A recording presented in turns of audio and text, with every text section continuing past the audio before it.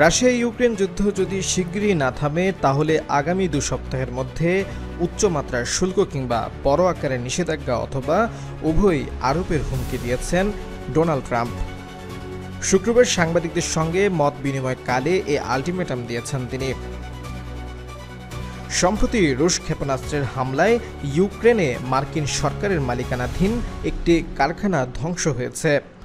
শুক্রবার হোয়াইট হাউসের ওভাল অফিসে এই ঘটনায় ক্ষোভ প্রকাশ করে ট্রাম্প বলেন, এই ঘটনায় আমি আনন্দিত নই এবং শুধু এই ঘটনাই নয়, এই যুদ্ধের সঙ্গে সম্পর্কীন কোনো কিছুর উপরই আমি খুশি নই। আগামী 2 সপ্তাহের মধ্যে আমরা এই সংকট সমাধানের একটি পথ খুঁজে বের করব। যদি এমনটা পারি কেবল তাহলেই আমি খুশি হব।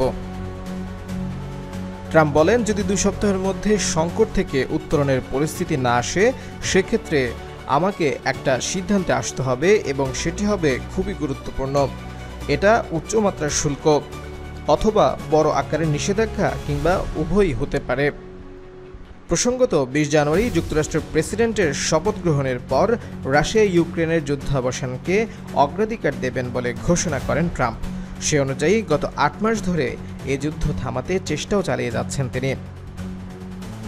রাশিয়ার প্রেসিডেন্ট পুতিনের সঙ্গে গত 8 মাসে কয়েকবার টেলিফোনে আলোচনা করার পর গত 15 আগস্ট আলাস্কায় তার সঙ্গে বৈঠক করেন ট্রাম্প। সেই বৈঠকের 3 দিন পর ইউক্রেনের প্রেসিডেন্ট ভলোদিমির জেলেনস্কি এবং ইউরোপীয় নেতাদের সঙ্গে হোয়াইট হাউসে বৈঠক করেন ট্রাম্প। জেলেনস্কির সঙ্গে বৈঠক শেষে ট্রাম্প বলেছিলেন, পুতিন এবং জেলেনস্কি উভয়ের সঙ্গেই তার বৈঠক খুবই চমৎকার হয়েছে এবং শিগগিরই পুতিন, জেলেনস্কি ও তার সমন্বয়ে একটি ত্রিপাক্ষিক বৈঠক হবে। তিনি আরও বলেন, পুতিন এবং জেলেনস্কির মধ্যে দ্বিপাক্ষিক বৈঠক হওয়ারও জোর সম্ভাবনা আছে।